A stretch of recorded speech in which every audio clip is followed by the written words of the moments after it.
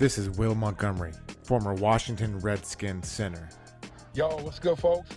This is Trey Johnson, the headbanger, yo, and you're listening to Mess Hall with Rally Captain and Tailgate Ted. Word.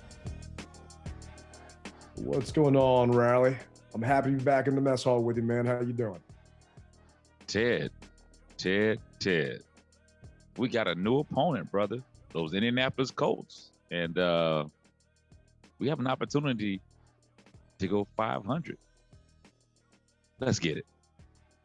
Yeah, man, I'm excited. I've been looking forward to this game, but for other reasons, because, I wanted Carson to get out to Indy and just shut Jim Irsay up. Now I just want the team to shut Jim Irsay up.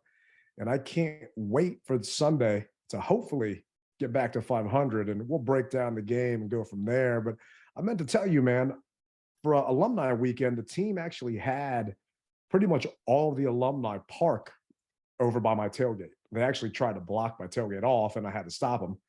But they had all the guys parking out there. So I got to see Kedrick Golston. I haven't seen Ked in a while since maybe the name changed. But I got to see our boy Will Montgomery, who joined us and actually just did our intro. And Will wanted me to tell you what's up. All right. What's going on, Will? I'm sorry that I missed you, bro. I mean, I did make my way to the tailgate, but by the time I got there, man, it was in full swing and everything was chaotic. And actually, I did see everyone basically walking from your tailgate over toward the buses. So, I tried my best to stop in, but hey, man, I'm only one person. I can only do so much. Oh, yeah, man. It's always a mess on tailgate day. And then you add in all the alumni parking there. A bunch of people were pissed off. Like, why didn't you tell me they were coming and parking here? I would have brought helmets and footballs for them to sign. Like, I just found out at 7:30 that morning. So, and the last thing they want is to get bombarded in the parking lot when they actually got to be inside someplace and do stuff. But it was good to have Will stop by, got to hang out, meet the family, and finally feed him this time, since he did our show last time without me having to send him a brisket. The good old brisket. See, you're getting me hungry, man. Don't do that to me, Ted. You're getting me hungry, bro. And for those who are wondering, it's actually Wednesday, the 26th at 3:35. So hopefully we'll get a nice dinner after the show. But before we get this thing started, it reminded me, man, I should have actually brought a jersey out to try and get signed when I met Doug Williams last week, because I actually have a Doug jersey, and we got the Woodbridge Collectibles hookup, and I completely slept on it. And I'm kicking myself right now because I know those guys got a special deal right now with framing going on. Well, see, the thing about it is, Ted, it's just not with sports jerseys. I mean, that's another thing that people need to understand. I mean, they covered the whole gamut, whether it's, pictures, art, whatever you need done. I mean, they can do it. So give those guys a look. I mean, we wouldn't be pumping these guys if they were second rate. They're first rate. And all this next month, they're going to be running 20% off. Actually, from now until the end of next month, 20% off. Just mention DMV Mess Hall, and you guys are going to get first class work. Yeah, man. And one of our listeners, Troy Dodd, actually met the Woodbridge Collectibles guys at a CSA show this past weekend. And Troy sent me a text saying, man, Rudy and those guys are awesome. I was like, yeah, we've been preaching it. We've been talking about it. So I'm glad that he got a chance to meet him in person. And part of me wants to, and Heineke, a couple of pictures of my stuff that Woodbridge Collectibles did for me, because typically the players exchange jerseys after a game. He actually kept his jersey for himself, and he wanted to frame it because he beat Green Bay, the team he grew up watching. So I wanted to take Taylor, give those guys a call, man. Mention DMV Mess Hall, and they'll probably get you a discount on your framing, but I'm sure you can afford it because I saw that bonus check you got for getting that dub the other day. Hey, man, I never want to get inside of somebody's pocket, but you're right, bro. Anytime he wins, that's right. The ball 25. I mean, man, let me get some of that. Yeah, man. Did you see the new Jordans he wore today during his press conference? No, I didn't. I missed it. Yeah, he had his brand new Green Bay Packer colored Jordans that he wore. So for those that don't know, whenever Taylor, it's written into his contract, plays 60% of the snaps and actually gets the W, then he gets a bonus of $125,000. The next day, he goes and buys a pair of Jordans in the color of the team that he just beat. So I'm hoping next Tuesday, he's going to be buying a pair of Jordans looking like the Indianapolis Colts, and he'll be sporting those at the next press conference next week. Well, I hope that check didn't. Never mind.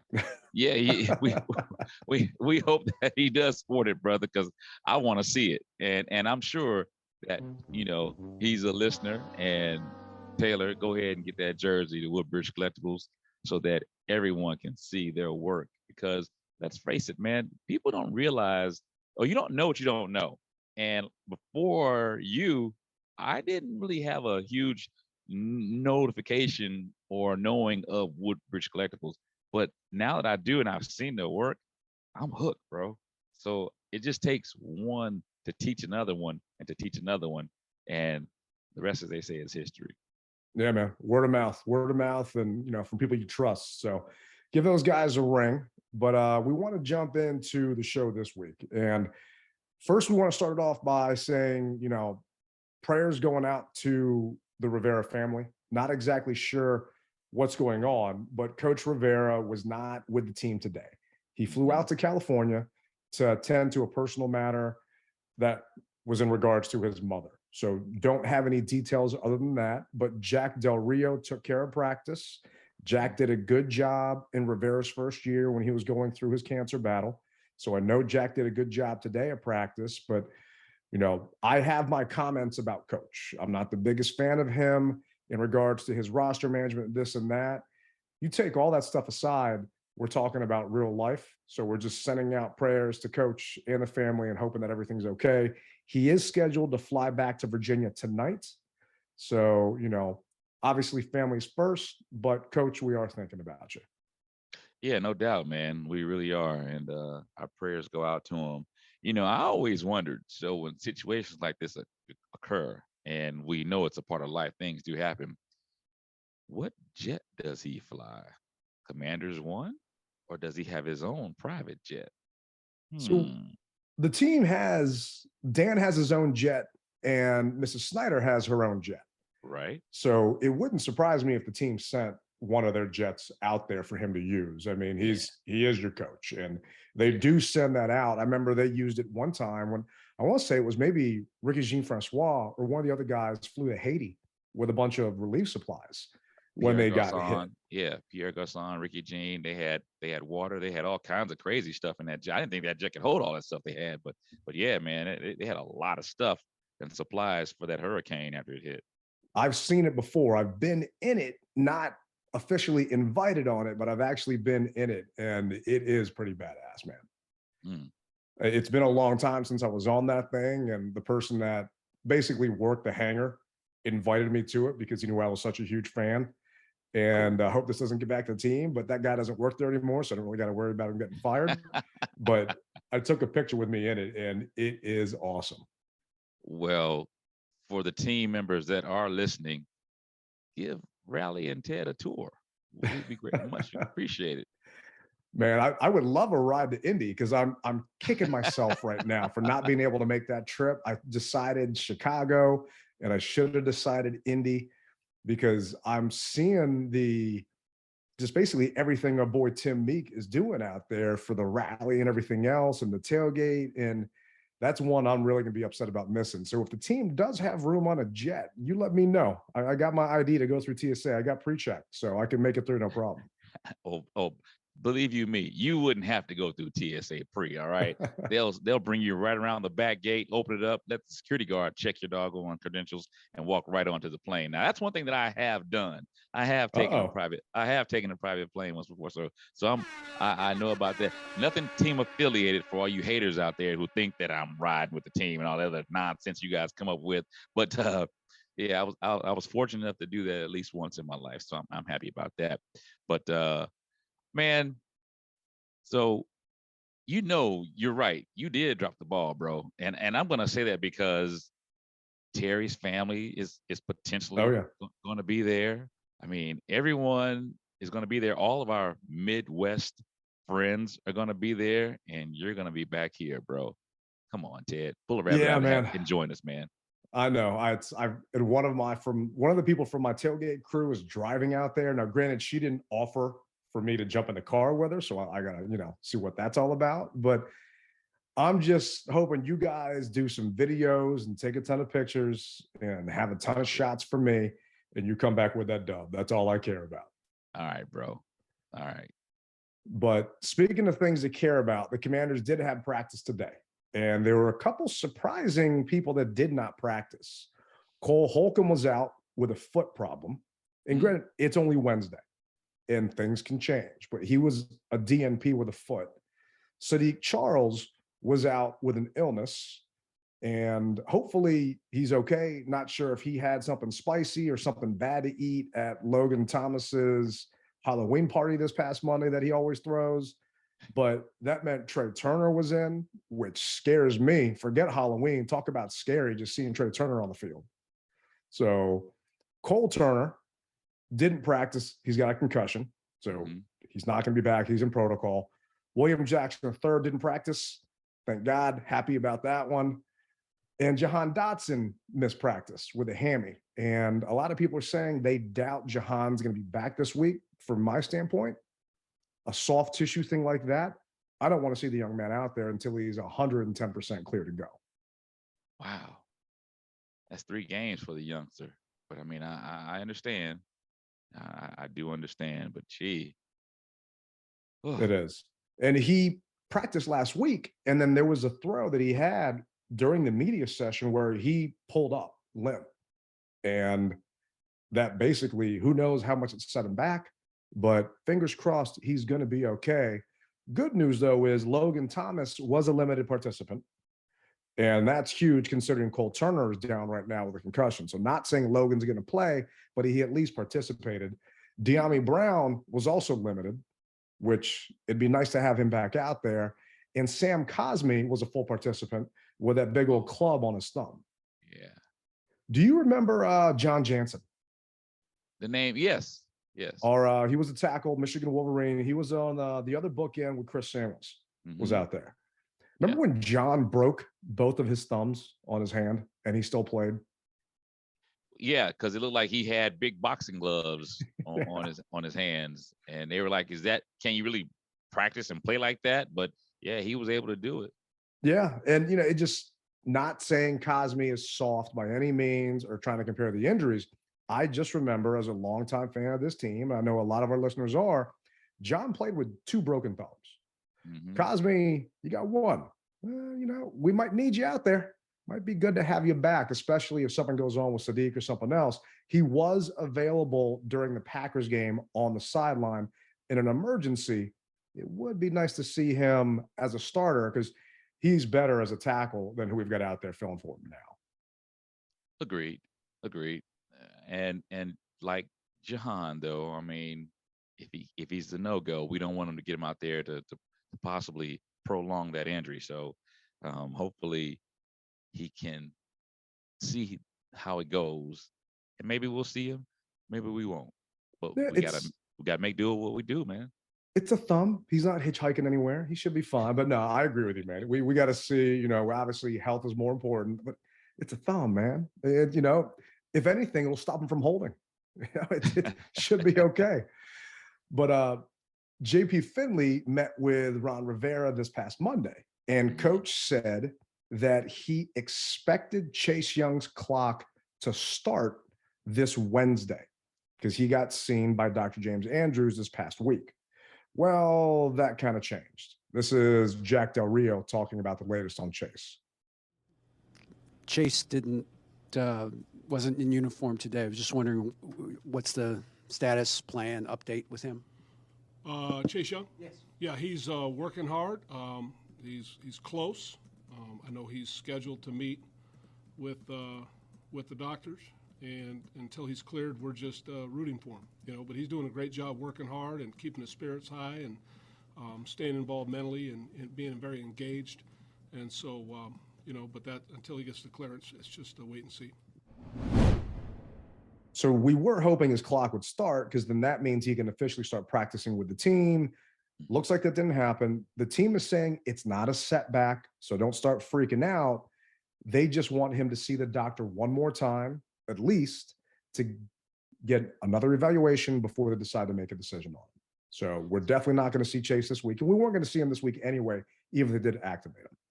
So when you say not another opinion per se, but just another crack at it from Dr. Andrews, is that what? Okay. Yeah, with the same doc. Yeah, I was going to say I couldn't see them going out to another doctor since he's been the guy who's been in the middle of the rehab with everything going on. No, it's weird that Rivera told us on Monday that he should be activated. Well, to me, what happened between Monday and Wednesday morning? And they said it's not a setback. And I believe them that it's not a setback. It's just, we talked in an earlier pod. For those that want, you can go back and listen. The entire catalog's there if you're just catching up for the show for the first time. But less is more sometimes, because you got fans and you got people and you got media that are getting their hopes up. All right, Chase potentially can start coming back over the next 3 weeks. And now it looks like that's going to be another week. And it just keeps pushing and pushing and pushing itself down the road. And we want him, just like we want Jahan, back at 110%. If he is not a full go, we don't want him to start tweaking things and then injure something else. It makes me wonder if Logan Thomas wasn't 110%, because he's been out with a calf. And was he trying to overcompensate and then he injured his calf at that point? So the team is doing okay without him right now. So just take all the time you need, young man, and they'll be ready for you, and the fan base will be ready for you when you're 100% healthy. Oh, the fan base is definitely going to be ready for him, 100%, no doubt about that. The biggest thing is sometimes, like you said, less is more. And when you say the things that you say, you can tell me not to think anything otherwise, but that's the first thing your brain does. You think otherwise. Oh, yeah. So, don't tell me not to do that, because I just did it. So he just should have said, hey, you know what? The doctor's sick this week, and so we're going to let him see the doctor next week when the doctor's okay to see him. I mean, how about that? Instead of saying he didn't have a setback, put it on the doctor, Yeah, like, it was a bank error. No, just say it was an error. I'm just, less is more. Sometimes you can be too many details, but we'll move on. I don't want to piss them off anymore than I already have the past couple of weeks. But we've won 2 games in a row now. Yes, sir. And from a NFL power rankings perspective, we were 30th, but we won 2 games. We beat the Packers. The Packers were in the high teens. So where do you think we went to from an NFL power rankings perspective? Well, okay. Yes, we did beat the Packers. I think we probably, you said we were 30 last week. So we were 30th last week, which feels like an age ago. Yeah, it does. I'll say 28.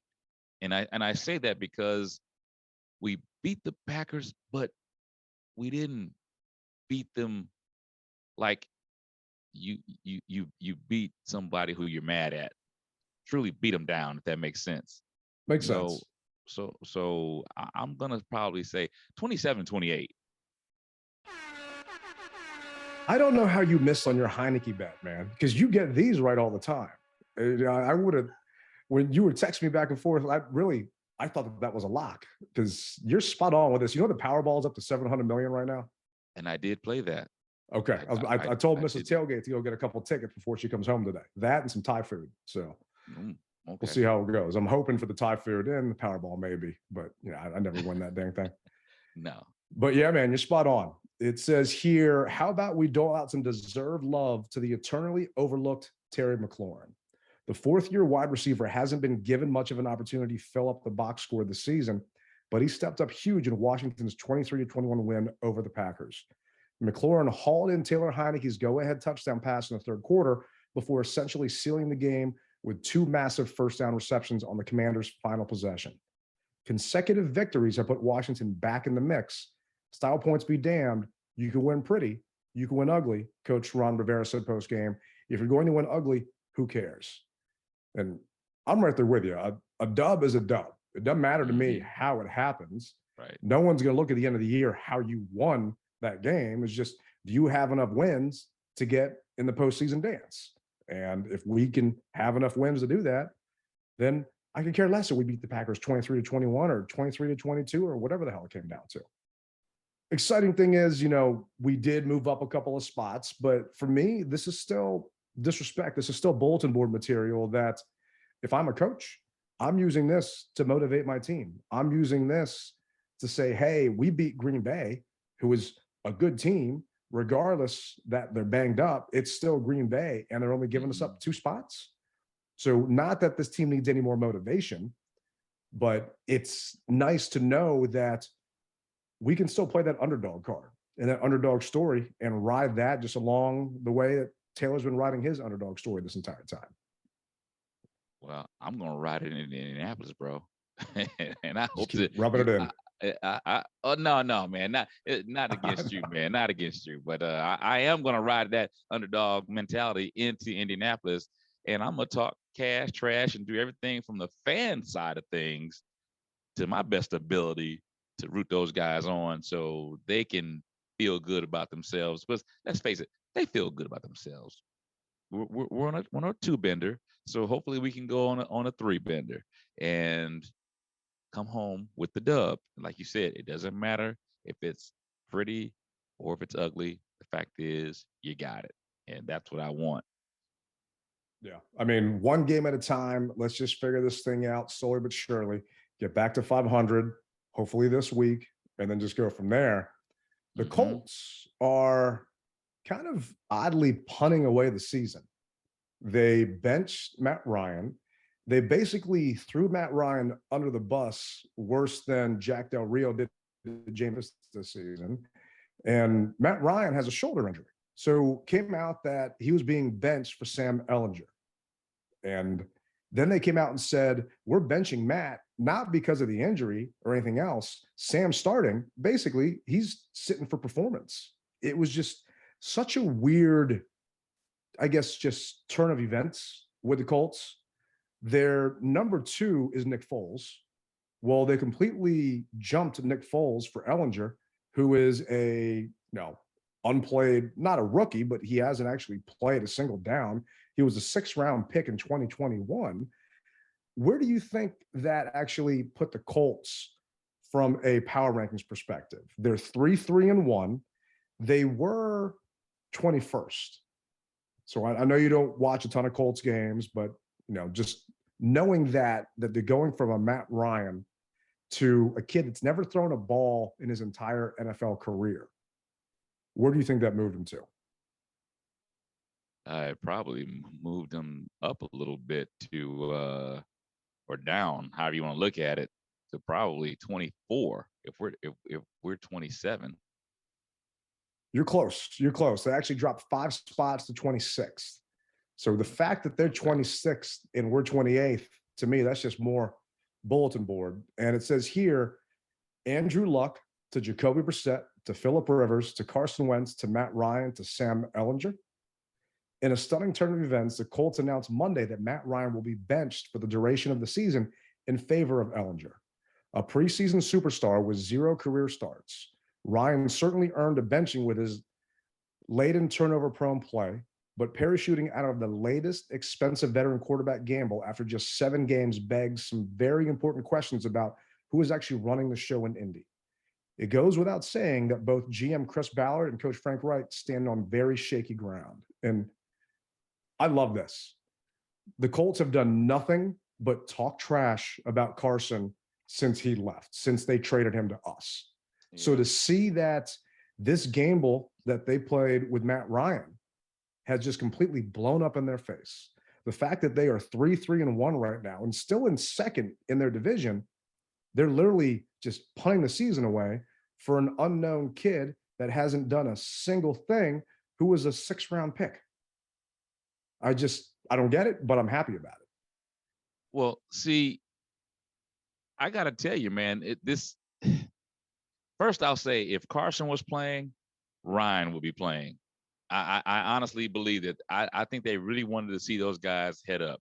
But now that Carson isn't there, that little oomph is gone away. But don't sleep on Ellinger, man. Don't sleep on that kid. I'm a University of Texas Longhorn fan. A lot of people know I spent a lot of time in San Antonio. All right. So I even at one point in time, this is off the bar a little bit, being that I played high school football, it was a requirement that I had to like the Longhorns and that blue and silver team, believe it or not. So, but I was What? young. Whoa. You gotta backtrack there. Did you just say what I think you just said? You heard it right, bro. You heard it right. Hey man, I had a coach. I had a coach, man, that those were the two teams that you had to like. You had to like the Longhorns and you had to like the doggone Dallas Cowboys. And if you didn't like them, your starting time, he was one of those type of coaches. So, you had to watch them. You had to come back on Monday school and talk about them. So just for that little bit of time, because I was in Texas and couldn't make my own decisions being in high school, hey man, I had to do what I had to do. Damn, man. All right, that's breaking news. Whew. Yeah, That's a man. lot. Okay, no, it's fine, man. You're young, you're impressionable, you're reminded. It's you're listening to your elders. I get it. Yeah, didn't have a choice. So yeah, but then I wised up. I wised up, bro. But getting back to what I was saying, even though the Colts kind of almost remind me of what we're going through. Yeah. And a lot of our fans, you heard them say it, put Howell in. We want to see what Howell has. Well, they know what they have in Foles. Yeah, they know what they have in him. And as they said, this guy was a preseason sensation. I'm not going to say that this is going to be an easy win for us. I am actually nervous because we will take a quarterback like this and turn him into, a freaking Hall of Famer. So by no means. And the fact is the kid has some wheels on him, man. So I'm just because, he's out, Ryan is out. No, man. Ellinger, he's okay, man. Now, what we do have on our side is this. I don't care what anybody says. Preseason is one thing. Regular season is something else. So if you can disguise your blitzes, you can disguise your packages, your man on man, see your zones. I think we can confuse him enough to be able to get the rookie jitters out of him to make the mistakes. But at the same time, there's also that other side that he's been in the league for I think 2 years now. Yeah, he was drafted in 2021. So, just a little bit now, but I agree with you. And I don't want to say frustrated. I wanted to play Matt Ryan. The guy is a statue. He was leading the NFL in turnovers. He's got 12 interceptions. He's been sacked 24 times. That's second most in the league right now. Matt Ryan, to me, is an easier out. You know what he likes to do. You know his tendencies because you've got film on him. Yep. Ellinger is an unknown. So the Colts have historically kicked Washington's ass. It's the first time we played them since 2018, but we haven't actually won a game in Indy since 1994. It's been that long. And granted, they had Peyton Manning and Andrew Luck. So, I get why they kicked our butts for so long. But, I know you've been to, what is it, the RCA Dome? Is that what it is out there? Lucas Oil Stadium. Okay, yeah. I know you've been out there. Yeah. And you've seen games and you've seen all those L's. And I'm hoping that they can get that dub for you this week. I just feel that the win would have been easier to get going against a 37-year-old statue in Matt Ryan, the way our defensive line's playing. What scares me is Ellinger using his legs. And I don't want to say using them like Justin Fields because he's not like that. The guy is big. He's 6'1", 222 pounds. He doesn't have the speed Fields does, but he can extend plays with his legs. In college, he actually, let's see here, he ran in his final 3 seasons for over 1,500 yards on the ground and 31 rushing touchdowns. So he's no slouch when it comes to using his legs. And the problem is we don't have tape on this young man. So it's going to be interesting to see how Jack Del Rio and the defense is going to prepare for virtually an unknown. It's going to have to come down to mano a mano, man, and who wants it more, and doing everything that we talked about against Hurts and against who's the other quarterback that we faced. Realistically, playing your position so that you can maintain those lanes. You don't want that dude to freaking get outside those lanes, man.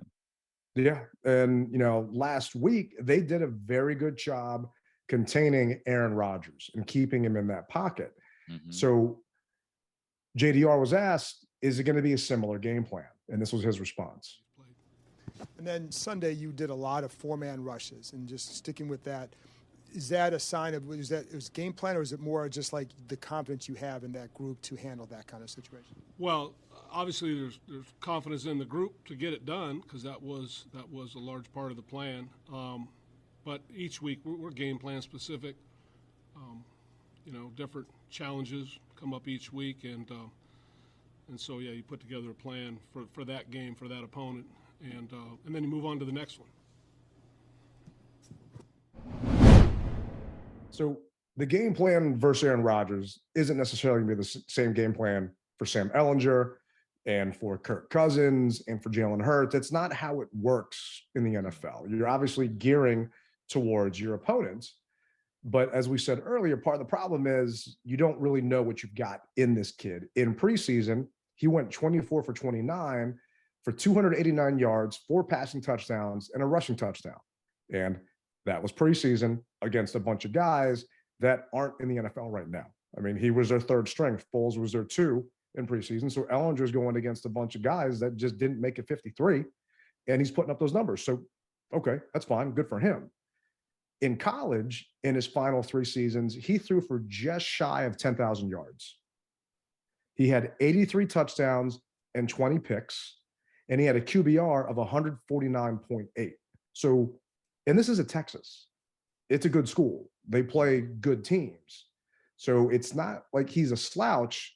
It is interesting that he was a 6th-round pick. So he doesn't have the pedigree that you expect. But during today's press conference, I can't remember who asked the question, but people are comparing Ehlinger to Taylor Heineke, talking about how he's a later round pick. He uses his legs to move around, and he's Heineke-esque in his ways that he can kind of extend plays and do things. And he doesn't have the strongest arm. So going and looking at his NFL pre-draft rankings, this was his weakness. He defaulted to hero ball a little too often in 2020. Took too many chances rather than making the smart play. Carries the ball low while scanning in the pocket. Elongated dip and wind release. Gives safeties early jumps by locking in too early. Tightly muscled and some restriction and follow through. Deep balls could use more air and better accuracy. Will take unnecessary sacks by holding the ball too long. And they picked him to be a 6th to 7th round pick. So he's not lighting the world on fire. That's why I'm shocked to see that Frank Wright and them are going to this young man, considering their season's on the line and probably his job. But yet they believe in this guy enough to give him the rock and see what they can do at 3-3-1. Or that tells you what they think about us. Yeah, that's an interesting way to put it. Maybe they don't respect us enough to do it with Nick Foles. It would have been, can you imagine what the NFL's thinking right now? You've got Carson Wentz going back to Indianapolis when you put that thing on the schedule. I'm surprised that wasn't a primetime game. You got Jim Irsay talking trash about Dan Snyder. And then now it's turning into, Sam Ehlinger versus Taylor Heineke. No one really cares about that. And, the Snyder stuff and Irsay, that's still going on. But if Hollywood was writing this script, you would say that there was a writer's strike and a bunch of B-listers took over the script, and now they've got this matchup. And it'll be interesting to see. We're 3-point underdogs going into this game. Fair. Which, hey, that's fine with me. I'm happy about that. But JP Finley asked Ron Rivera this past Monday, how do you prepare for a quarterback that you don't have film on? And Rivera said, we're going to have to try and figure out what he does best. We'll have to look at some of the stuff from some of his other games and kind of decide if this is how they're going to use him, what they're going to try to do. So this is how we're going to need to attack it. And it reminds me of the Tampa Bay playoff game. No film. The Bucs had nothing on Heineke, really. I mean, he played a couple of games in the league, but not a ton. Well, we're now in that scenario that Tampa was in, where what does this kid like to do? What are his tendencies? How are they going to use him? Because in the preseason, offensive coordinators don't show real plays. So even the stuff he did in preseason isn't what we're going to see in a regular season matchup. No, it's not going to be what you're going to see, but you can still see talent. You can still see speed. You can still see functionability. You can still see all of that stuff. So, and he still passes the eye test, no matter what anybody says. Because immediately after they said he's going to be the starter, I went to YouTube, and I'm sure they probably did the same thing, of his highlight film from his senior year up into the preseason games. And the kid can put the ball where it needs to be on time. He can. He made it to the pros. So my biggest thing is, just don't look at this as a gimme type of game.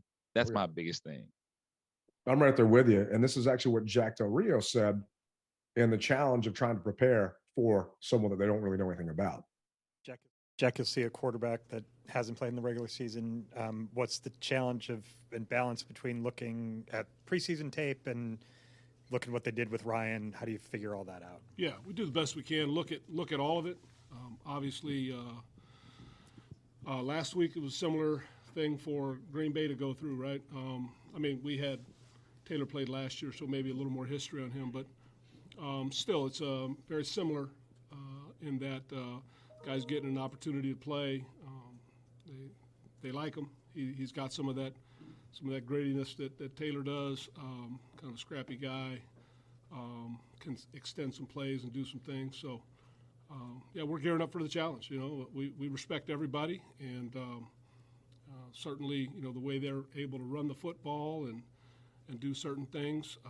They've got, you know, good receiver talent, and they've got a guy they're excited about getting a look at. And so, you know, we're geared up and ready to go. We've looked at all that, though, you know, I mean, all the way back to looking at draft reports. So, been pretty thorough in terms of getting prepared for him. And I've got no doubt that they're preparing for him, that they've gone through all the film. It's just the defense has got to step up to the challenge. And they have turned things around from a couple of weeks ago when everyone was screaming, fire Jack, fire Jack. So the defense did not allow Aaron Rodgers a single third down conversion. First time in his career that he didn't have a single third down conversion. And this was by blitzing him only one time. So there are a lot of fans out there, and we put a question out there on, you know, should we be worried about the quarterback change? A lot of people out there are, in my opinion, sleeping on this young man. He is an NFL quarterback. Yes, he's a backup quarterback, but he's still an NFL quarterback, and he's got the talent. He was drafted to play a position. So if there are fans out there, I'm not trying to tell you what to think, but if it's me, there are fans out there that are thinking this is going to be an easy win, that we're going to steamroll these guys. Nothing we have done this season has been easy. No. None of our wins have been easy. Yeah, not at all. And if by chance, could you imagine if Aaron Rodgers would have completed that pass to that lineman and he lateraled back to some speedy guy and they scored a touchdown? Could you imagine that, man? It didn't happen, obviously, and I'm happy that it didn't. But could you imagine? Yeah, I mean, it's us. You always wait for the other shoe to drop or the worst case scenario to happen. You wait for your backup shoot to not open. It's us. And how many times, like you said before, have we seen no-namers turn into Hall of Famers in a day? I'm just hoping that this defense, and we know hope is not a strategy, but this defense has turned a corner. And this is actually Jay Gruden talking about why the defense has changed. And Jay joins Russell and Medhurst every day on the team, not every day, every Monday on the Team 980.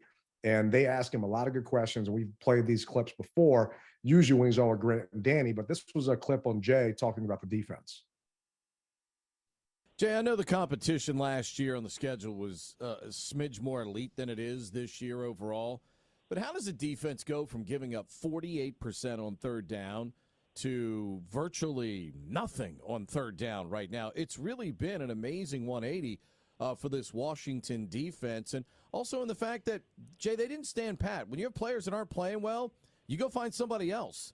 And they made that bold move as well. And it seems to be paying dividends for a defense that was woeful the first couple of weeks, but really seems to be coming into its own right now. Yeah, sometimes you got to get the right personnel in there that match and play well together. And it also helps you play Chicago, whose offense is horrific, and Green Bay, who struggled mightily the last 4 or 5 weeks. But they're going to have to, rise to the challenge. They're going to play better and better offenses as the season goes on. But to get this confidence and see what they are capable of doing and actually doing it on a Sunday against the Aaron Rodgers is very good for the confidence and the morale for this football team. So moving forward, the standards are set higher and higher and higher. And they better keep playing like it, because they're going to have to, because they're going to play some better offenses with some more bona fide weapons. And this offense isn't better than the Packers offense. I mean, they are ranked 30th in the league. I think they're averaging 16 points a game. They do have a better running back than the Packers do with Jonathan Taylor, and he is back. And granted, he's not lighting the world on fire since he's been back, but he is a threat. And we need to make sure that we account for that. But I think the biggest change, and I'm not sure if you agree with me, but I have a feeling you will, in the defense playing better is the fact that William Jackson III is not out there. He was a liability. They have not given up those 40-plus yard pass plays. They haven't been torched in those big explosives. And it's nice to finally see that the defense is communicating better. And for me, it's also, going back and watching the pass film versus the Packers, Jamin Davis has started to really just play ball. And he's another reason why I think this defense has made a complete 180 from what it was the first 3 weeks of the season. Well, are you a vodka drinker, Ted? Oh, yeah, man.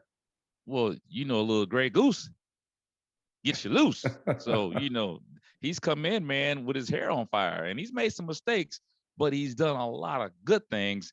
And the mistakes, I believe, come from just not having the playing time, bro. Oh, yeah, he's a rookie.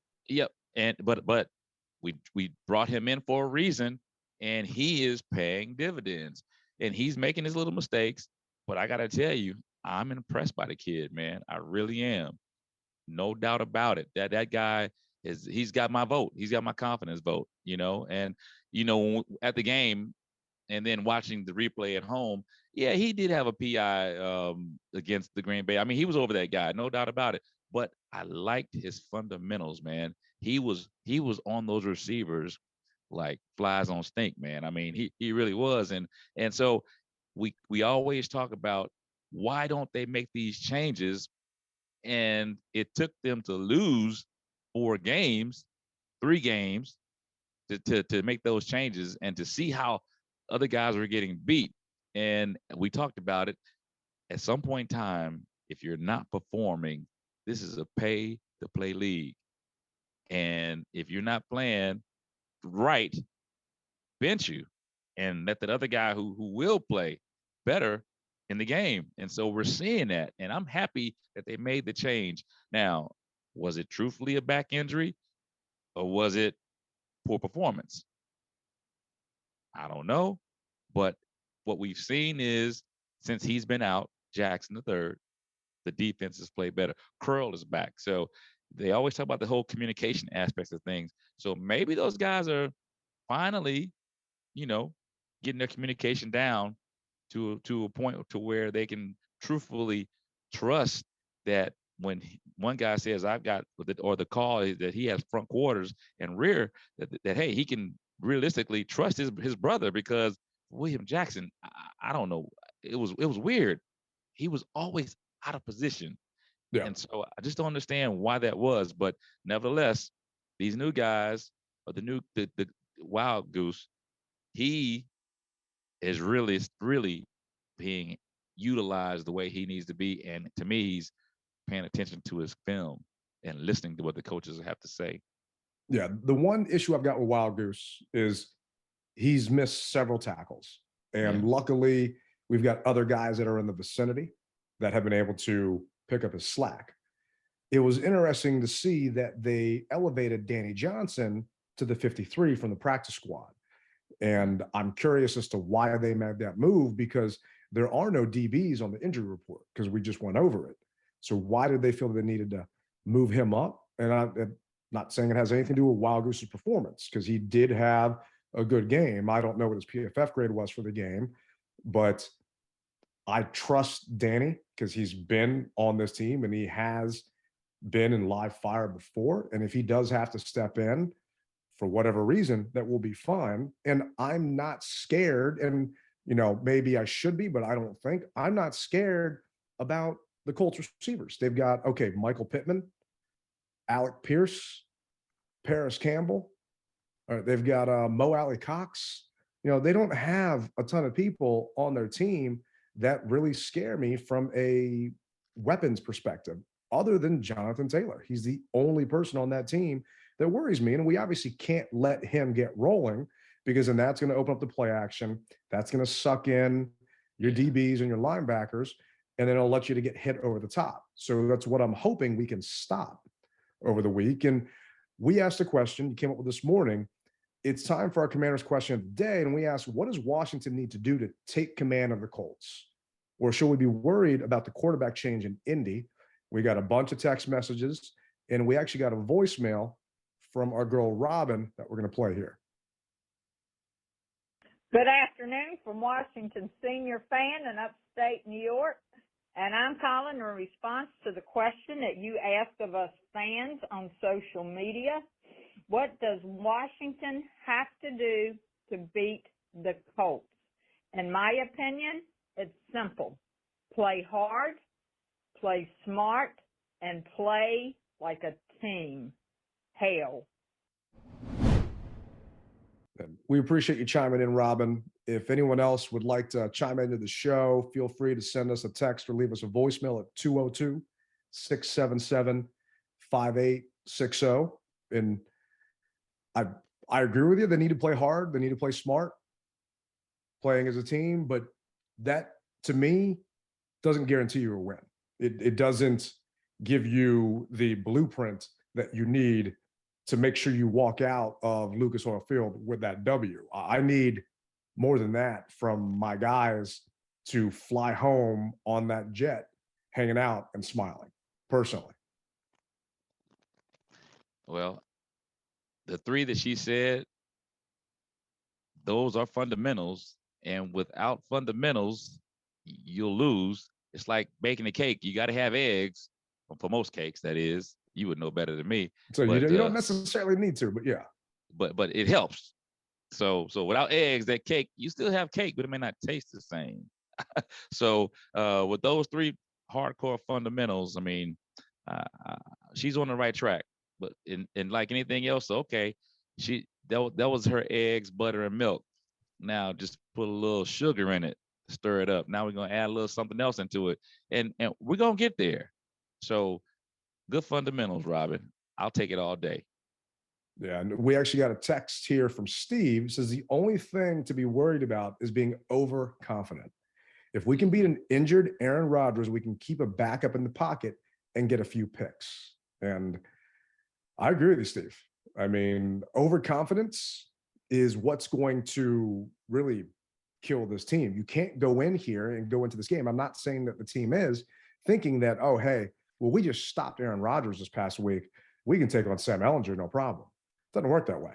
No. Not at all. And I have faith that John Allen will hold his teammates accountable, because we know basically how he treats it. And if you're dogging it and if you're half-assing it, he'll come at you. I mean, we all saw how that happened in Dallas a year ago.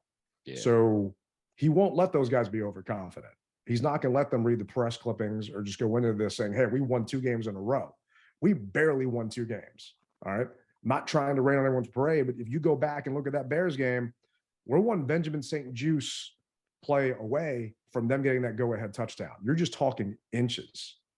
And just like you said earlier, that lateral from Rodgers, what happens if Terry doesn't get that catch to extend that drive and that first down and eat that clock up?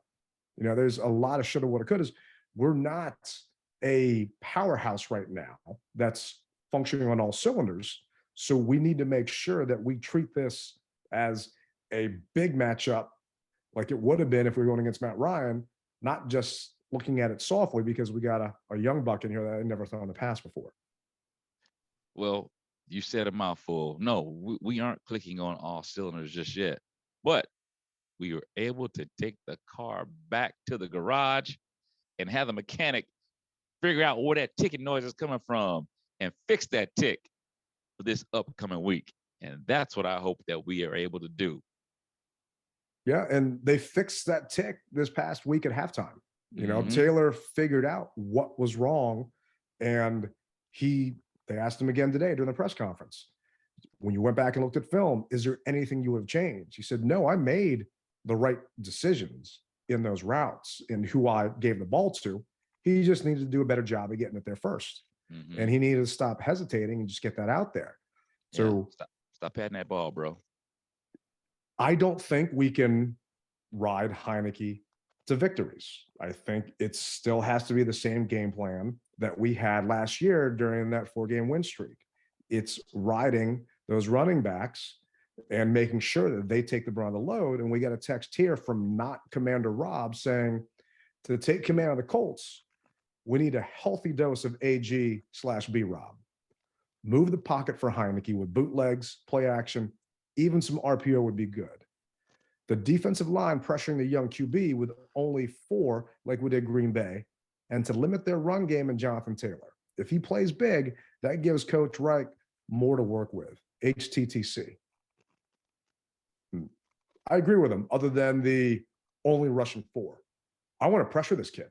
I want to get after this kid because I feel that our back 7, they're playing well. They're able to shut down other receivers right now to a degree. And I've got faith that with Cam Curl back there and Bobby back there, that we can rush a couple of guys. We can get up front. We can maybe bring Jamin on a blitz. I'd love to see that because we got to give this kid some exotic looks that he's just not used to seeing. It's the NFL. It's not college. That's right. That's right. And you got to disguise, make him think. And the longer he thinks, the longer he'll hold the ball. Or, as they say in a lot of the security world or police officers realm, it'll either be fight or flight. So if you make him think too long, then that means he's going to tuck and run. So we got to the back half has to do their job. And as you said, throw a blitz in occasionally just to get him off his mark. Yeah, and going back to the weaknesses that the NFL talked about in his draft grade, he carries the ball low while scanning in the pocket. So that means he's got to pull it up even longer to actually get that thing out of there. So that's going to give you time. I would love to see a Montez Sweat strip sack. He's been close. That ball's been out there. Well, you got a young man that has a long windup and a long release. He plays hero ball. I mean, it kind of sounds like Carson Wentz a little bit to me, the way he holds on to that ball too long and the way he holds that ball in the pocket. So we get a chance to go up against someone like that. We can get that ball out of there, and maybe let's get a couple turnovers and win that turnover battle for a change, which we haven't really done since week 1. Actually, week 1, we lost it. So, yeah, we haven't won the turnover battle. It's coming. It's coming. Hopefully it's this week. But we got a text here from Robbie saying, to beat the Colts, first we need to get off to a quick start. Secondly, stop the run. After that, when you have a virgin QB, you send pressure often and early. Make him beat you. A battered quarterback is a defeated one. And, Robbie, we just said it a minute ago, pressure this young man. Until he can prove that he can handle it, pressure him. Go after him. It's not Aaron Rodgers that you're going up against. Aaron, you got to worry about him picking you apart. And that's why they didn't really rush more than 4 last week, other than that last play of the game. This young man, I don't have a ton of confidence that he's got the strongest arm after going back and watching. And seeing why people pass on him all the way to the 6th round. So I do agree with you. I think that's what we can do to really make sure Rally's flying home with this dub. I'm gonna have one way or the other, whether it's in my suitcase or on the scoreboard. Not talking about that big ass chain, but yeah, I hear you. And we got this text from Dave in Oaktown. He said, number one, just show up. Number two, trust that our head coach, coordinators, players, and rally captain are fully prepared to dominate both sides of the ball. Number three, have as much fun during the game as the people listed above. 4, visualize another victory Monday. 4-4 is a done deal. And I wish I had your confidence, Dave. I am going to go drive to Virginia to go place a bet on the Commanders this week, but I wish I had your confidence that this was a lock, because I don't think it's a lock. I think it's going to be a shootout. I think it's going to be an ugly game, and we'll see who makes the least mistakes. Yeah. That's what it's going to come down to. I honestly believe that. Who's going to make the less mistakes, and who's going to play penalty-free football? Because we know we've shot ourselves in the foot with that. So if we can clean up on those penalties, I think that we should be okay. But it's not gonna be a give me. Did Keisha text you and the text number? Because that's pretty much what she just said in her text. She said, we need to stay consistent and don't give up unnecessary points and yardage with the damn penalties. Mm-hmm. No, she didn't text me. No, that's the first I've seen it. We really need to play a clean game. We need to make sure that we're not playing the Colts and the Commanders. And what I mean by saying that is, we had 20 penalties in 2 weeks, just a little bit ago. We got to make sure that we're not shooting ourselves in the foot. Don't pull a cheddar bob, and next thing you know, something blows up on you, and all of a sudden the Colts take the lead because you're playing in that dome. We saw how we handled the noise in that dome last time. So we got to make sure we can keep those fans quiet and only give Rally and the Commanders fans out there something to cheer about, not all those Colts fans. No, but I will say this though, there's going to be a lot of burgundy gold in the stadium, and I can't wait to see all our brothers and sisters out there. I really am. The last time I was there was 2014, I want to say, and we took an L. Andrew Luck was playing against Kirk Cousins, and so our G3 was hurt that particular game. So we didn't win, but I'm hoping to come to Indy and get the dub. I really am. It's the due theory, man. We haven't won there since 1994. Some of our listeners weren't even born yet. Jeez. So we're about due to get that dub this week.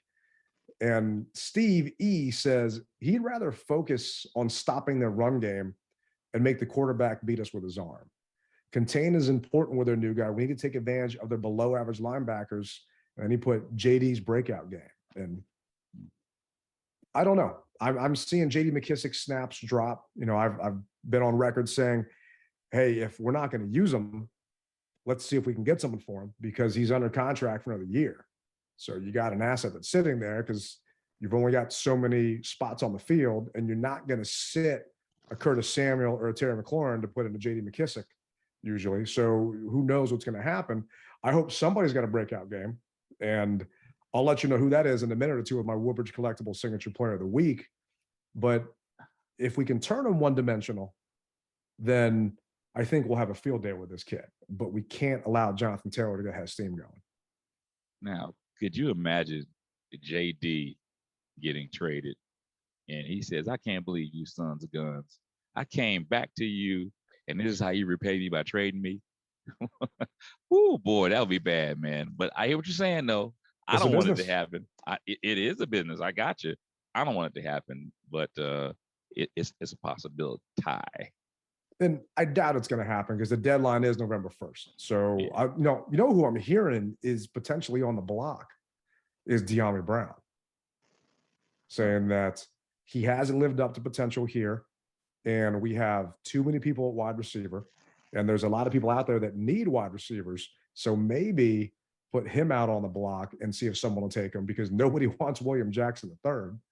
So if you can dangle De'Ami out there, he's only had 3 catches this entire season and 2 for long touchdowns, but he's only had 3 catches. Maybe get something for him while you can. That highlight reel means a lot to a lot of teams, man. It just does. And he had 2 long touchdown bombs, and he caught them. So, sometimes that's all it takes. Yeah. I mean, hopefully someone bites, but you got to have someone else to dance with. And we got this text from James in Baltimore, in Dallas, saying, here's a game we should be able to handle defensively, like Chicago, but way better results to dominate. I would feel a lot better with Ryan starting, and here's why. He's old and crusty. We can get to him. They start the kid, and we have always given new quarterbacks passes.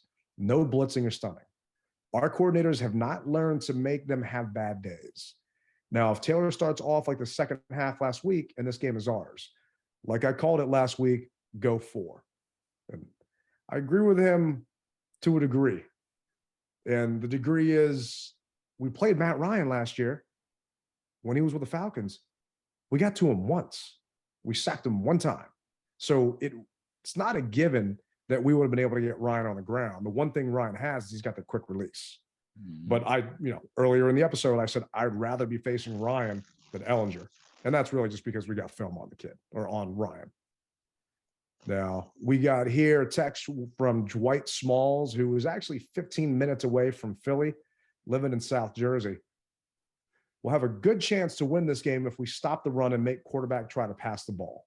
And, it's pretty much the same script we're getting from all of our listeners. Shut down the run and force him to beat you with his arm. And last one here, text from unknown. What do we need to win? What do we need to do to win against the Colts? I've been watching some film on Old Sam, and he can scramble a little bit, so we need to prioritize containment of him. Our secondary hasn't been all that great this year, but if our D-line can disrupt Sam, then our secondary will have an easy day. Linebackers need to tackle. Stop with all the arm tackling stuff, break down and shut off that run lane and tackle his ass. John Taylor has been in and out of the lineup, so we also have to watch for him. Keep him in the backfield and don't let him bounce to the outside, because if he does, it's good night birdie. Now, offensively, I liked what I saw against Green Bay. B-Rob had a good game, and so did Gibby. If our line continue to play like that and block like that, I can see a little hope in the playoffs, at least a wild card. Oh. Taylor, for some reason, brought a volt of energy to this offense that Wentz didn't have. I can tell he's been working in the offseason because that pass to Scary Terry was right on the bucket. And our special teams have been holding up pretty good, so I'm not worried there. So I agree with you a little bit unknown, but we can't afford to have Joey Sly miss field goals.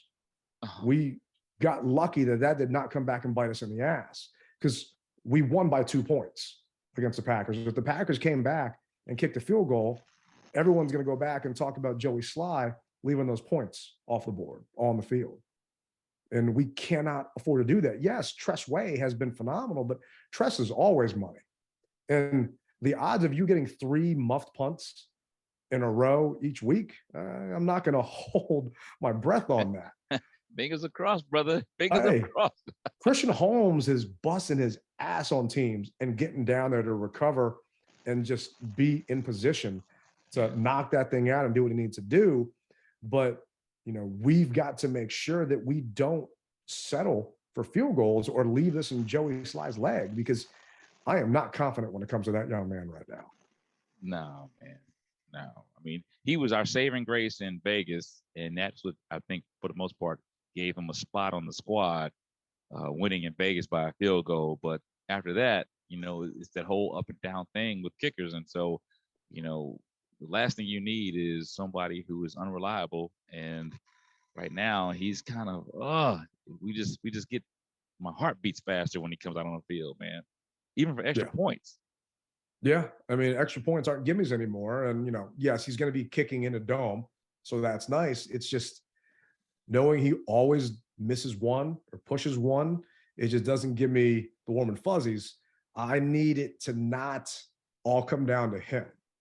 So if we can do better than 1 for 4 in the red zone, that'd be nice this week. But for you, Who is your Woodbridge Collectibles signature player of the week? Who has to have that key moment to make sure that, like Robin likes to say, we're all smiling on Sunday? Well, this is going to shock you, but defensive end James Smith-Williams, he has to have a good game. If you've noticed, they really haven't. They've realized that Sweat and trying to run up the middle is not working. So I think they're going to try to exploit his side of the field wherever he is, because sometimes they switch left and right.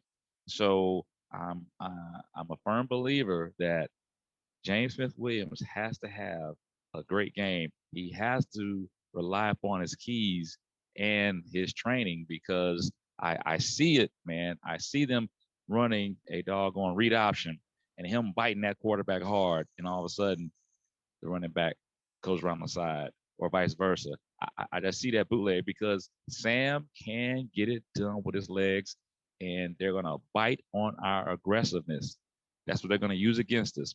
So I'm not necessarily worried about, like I said, I'm not worried about Sweat. I'm worried about James Smith-Williams. He's got to have a good game. Yeah, no, you definitely are right. I did not expect you to say James Smith-Williams. And going to his snaps from last week, he ended up playing 78% of the time. I mean, he is out there a decent amount, and he's the other defensive end. He's basically holding Chase Young's spot until Chase is healthy and good to go. And yeah, Montez Sweat has done a good job in run coverage. He's been able to contain and force guys back inside. So if there's a weak spot on that defensive line, it is James. I mean, let's be real. He doesn't have the pedigree that the other guys do. So he does have to have, hopefully that signature play this week, or that signature player this week. And for me, I'm going to take the easy route. To me, it's Terry. He's going home. He has never played in Indy. It's his homecoming. He's got 70 people he has to buy tickets for on Sunday. Basically, anytime Kevin Durant comes back to play the Wizards, he's buying out the lower bowl for all of his family. Terry's doing the same thing this week. And Heineke said it himself. We're paying him a ton of money. Let him go out there and earn it. And I think he's going to have that breakout game that we've been waiting for. Last week was great. He did a good job, but it wasn't a breakout game.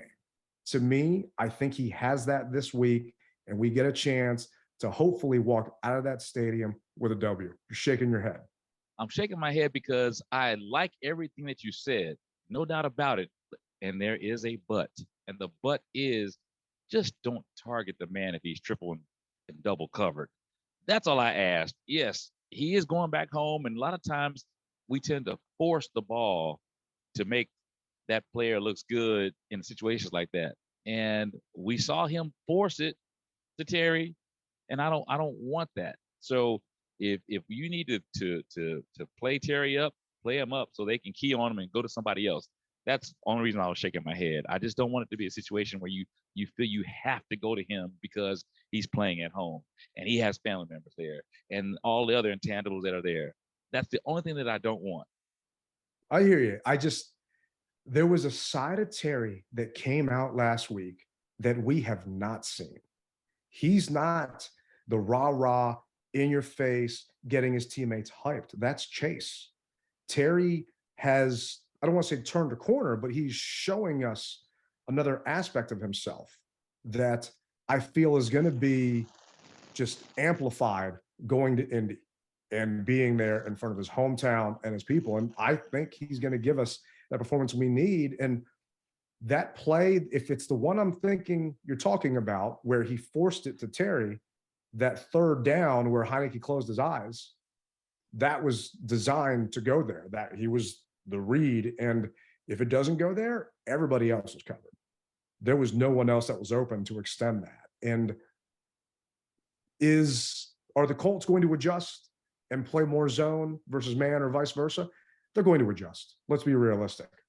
We just got to make sure that we adjust just like Terry did when he came back for that ball and fought for it to make sure that we got that first down in crunch time. And what do you think the score is going to be this week? Obviously, I'm taking the Commanders. I think, I don't want to speak for you, but I think you are as well. What do you think it's going to end up with? Well, last week I said that it'll be a 3-point game. This week it's going to be a 4-point game, 21-17. I don't mind that, man. I don't mind that. I'm going to go 24-13 Commanders. I think we get a chance to relax. I think we're going to have a defensive touchdown this week. And I think that Antonio Gibson, not Brian Robinson, is going to lead the day in yardage for us, and he's going to ice this thing out. That's what I'm hoping. Not, you see what you just did, Ted? You said, I think we're going to be able to relax. See, you just did it, man. You just do it. I don't want us to relax. That's not the mentality that we need, brother. But hey, we're going to close this show out. And as I always tell you guys, we greatly appreciate you being with us, because you could have been anywhere else in the world, but you decided to tune in to us at the DMV Mess Hall. Make sure that you continue to tell your friends, to have them subscribe. Check us out. It goes a long way with us. And for the Washington Commanders versus the Indianapolis Colts, Tailgate Ted, Rally Captain. We're going to be out.